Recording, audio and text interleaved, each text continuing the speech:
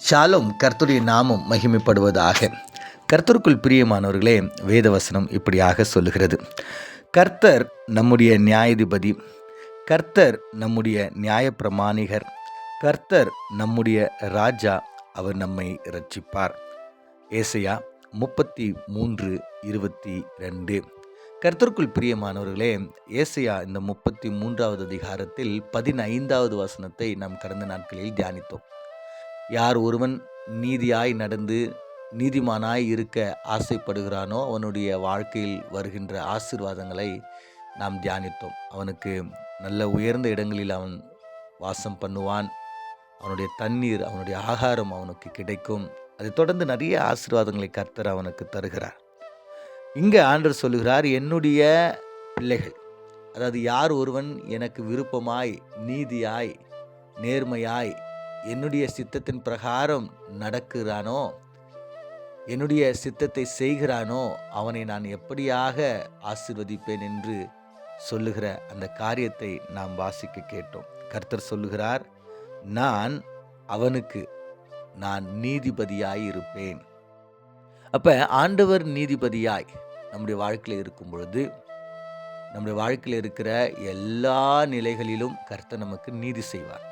ஒருவேளை உங்களுடைய உறவினர்கள், உங்களுடைய குடும்பத்தில், உங்களுடைய வேலை செய்கிற இடங்களில் உங்களுக்கு சரியான நீதி இல்லையா? நீங்கள் கர்த்தருடைய பிள்ளைகளாய் இருக்கும்பொழுது கர்த்தர் உங்களுக்கு நீதி செய்கிற தேவனாய் இருக்கிறார்.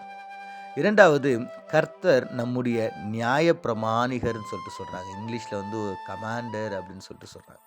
அவர் நமக்கு எல்லாவற்றையும் சொல்வார். நீ இதை செய், இதை செய்யாத, அங்கே போ, அங்கே போகாது, இது நல்லது, இது கெட்டதுன்னு சொல்லி ஆண்டவர் நம்மை வழி நடத்துகிற தேவனாய் இருக்கிறார்.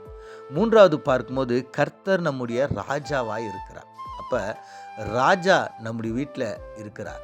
நமக்கு ஒரு ராஜா இருக்கிறார்னா நமக்கு எந்த விதமான குறையும் இல்லை. ஏன்னா அவர் எல்லாவற்றையும் நேர்மையாய் நடத்துவார். இல்லை, நம்முடைய ராஜா அவராய் இருக்க விரும்புகிறார். நான்காவது பார்க்கும்போது அவர் நம்மை ரட்சிப்பார் என்று சொல்லப்படுகிறது. ஆம் பிரியமானவர்களே, அவர் நியாயாதிபதியாய் இருந்து நம்மை ரட்சிப்பார். அவர் நியாயாதிபதி மாத்திரமல்ல, அவர் நமக்கு ஒரு வழிநடத்துகிற ஒரு தேவனாய் இருந்து நம்மை ரட்சிப்பார். ஒரு ராஜாவாய் இருந்து நம்மை ரட்சிப்பார். அது மாத்திரமல்ல, தன்னுடைய இரத்தத்தை சிந்தியும் நம்மை ரட்சிக்க வல்லவராய் இருக்கிறார். இப்படிப்பட்ட தேவனை நீங்களும் நானும் அண்டிக் கொண்டு அவருடைய சமூகத்தை சார்ந்து, ஆண்டவரே நீரே எங்களுடைய நியாயாதிபதி, ஆண்டவரே நீரே எங்களுடைய நியாய பிரமாணிகர், ஆண்டவரே நீரே எங்களுடைய ராஜா, நீரே எங்களை ரட்சிக்க வல்லவர் என்று சொல்லி உங்களுடைய பாதத்தை நாங்கள் ஆண்டவரை சார்ந்து இருக்கிறோம் என்று சொல்லி கண்களை மூடி நாம் ஜெபிப்போம். எங்களை அதிகமாய் நேசிக்கிற எங்கள் பரலோக தகப்பனே, நாங்கள் வாசித்து தியானித்த இந்த வேத வசனத்தின் பிரகாரம் ஆமாண்டவர் எங்களை உங்களுடைய கரத்தில் நாங்கள் ஒப்பு கொடுக்கிறோம்.